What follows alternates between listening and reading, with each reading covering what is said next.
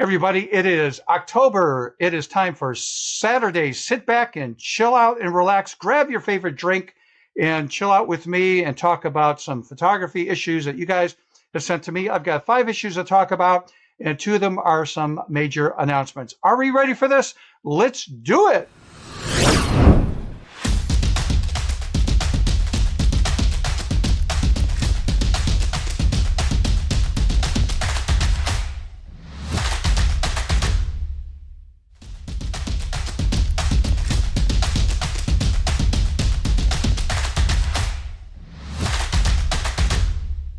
Hey everybody, welcome back to my channel. If you're new to the channel, this is dedicated to photography and as a photo artist and creatively thinking out of the box.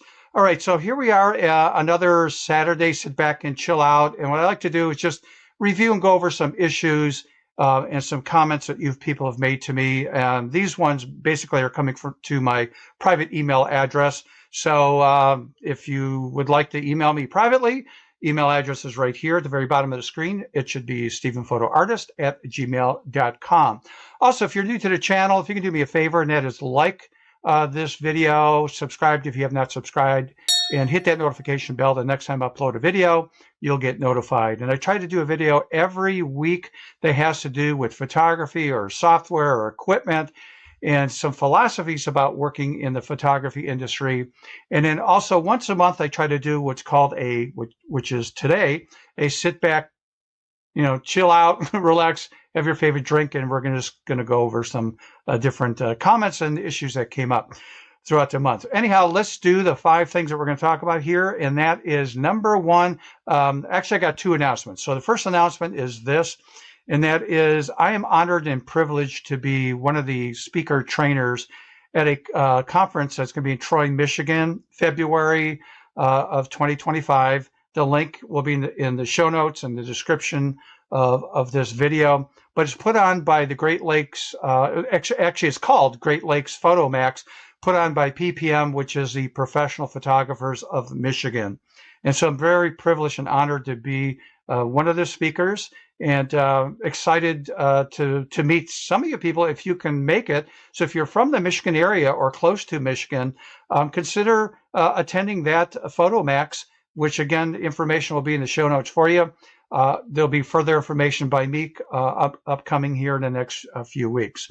All right, so that's the first announcement, I should say. Second announcement is, this is what is today's date, October 12th, 2025. I had to record this in advance because if you're watching this on Saturday, the 25th of October, I am not here. I'm actually finishing up a fashion photo shoot out in Utah, the Bonneville Salt Flats. I've been out there for almost a week.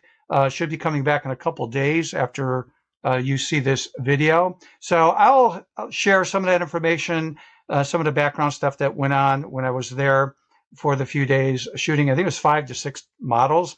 So I'll just wait till November to share that information with you. But staying in Wendover, Utah, which is right on the border of Utah and Nevada, very interesting place, but right there close to the Bonneville Salt Flats. So that was pretty awesome. Been looking forward to this trip for quite a while. All right, so let's talk about some of the questions and comments I've gotten from you guys. So there's 3 major ones here. So let's go with the first one. And I've discussed this before, but I know there is a lot of new people that are, becoming part of the channel, subscribing to it. And somebody had made a comment as to why I don't talk about camera gear or personal camera gear, I guess. Basically, not so much accessories. Accessories I will do. Things like, strobes and flashes and different, equipment, triggers and things. Yeah, that's fine. But I'm not going to talk about a particular camera body brand. And here's why. I've been around, this is going to be, next year will be my 20th year of being involved in photography. And one of the things I've learned pretty quick is that cameras don't matter anymore. There are exceptions. Yes, I get it. You're a wildlife photographer. You need, fast frame rate with good focus, animal eye detection focus, and that kind of stuff. Okay, that's great. But for a lot of us, that's not a big deal, and I don't need that kind of stuff. So in my opinion, all these companies, they make great cameras, and they don't just make a single camera, right? They make a full segment of cameras, except for one maybe, and that is Phase One, which is a medium format camera. I think they only have really one model. I might be wrong. But then we have like Hasselblad. They've got a few models to pick from, but very, very expensive. Most of us are not going to shoot with that, but some high-end commercial photographers, that is their choice to use those type of cameras. So that's why I stay neutral on that stuff. It's like camera manufacturers are so good now. If you got a fairly new camera in the last 5-6 years, you got a decent camera. And it's just personal preference. I mean, if I chose Nikon, well, Nikon makes a whole, array of different cameras to choose from, right? Entry level to upscale professionals. Same thing with Sony, Canon, and all the rest of them. So many of you know me, I shoot Canon. There's a reason why I shoot Canon, and it's not what you think it would be. I'll put the link to that because I did a video on that months and months ago. So if you're interested in knowing more about why I'm shooting Canon, feel free to watch that video.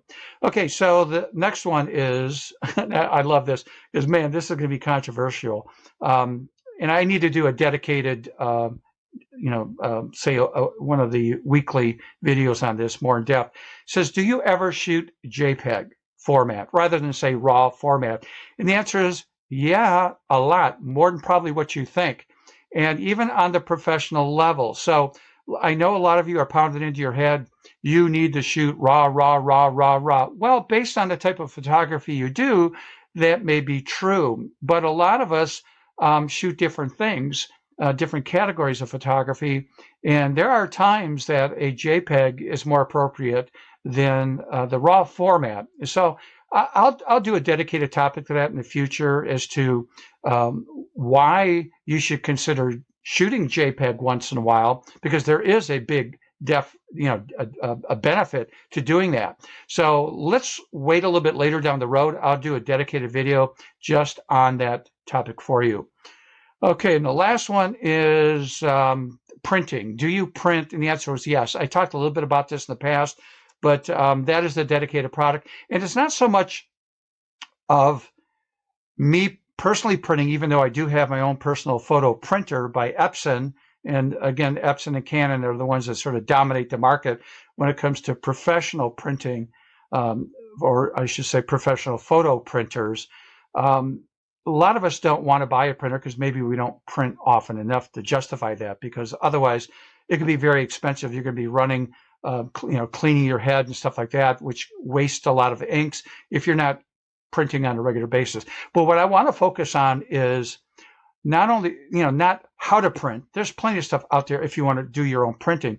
But I want to talk about why you should print and some suggestions as to what to print. Because again, this is all about choices. What I try to do on this channel is share different options and choices that you have in photography and as a photo artist, in just techniques and software, but your camera gear and how to do certain things.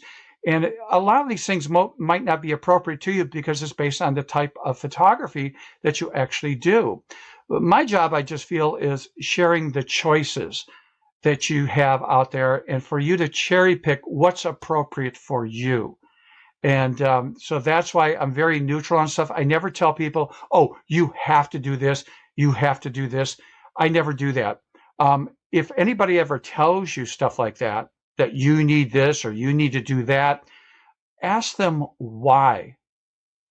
And don't just say, because I said so or because somebody told me. There needs to be a validated reason as to why you should do what you do.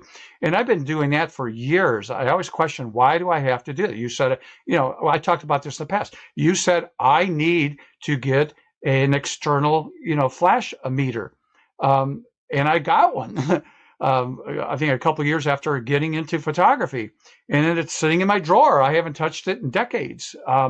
I found that the type of photography I do and my method of creativity and what I do, having an external light meter slows me down. I use the internal light meter in my camera. Well, I discovered I'm not the only one that does this. And I'm talking about top professionals that do this. They don't use an external light meter anymore. They use what's built into the camera. In the old days in film, yeah, you did that all the time. right? Because when you took the photograph, you were hoping everything was exposed properly, everything was in focus, that kind of stuff.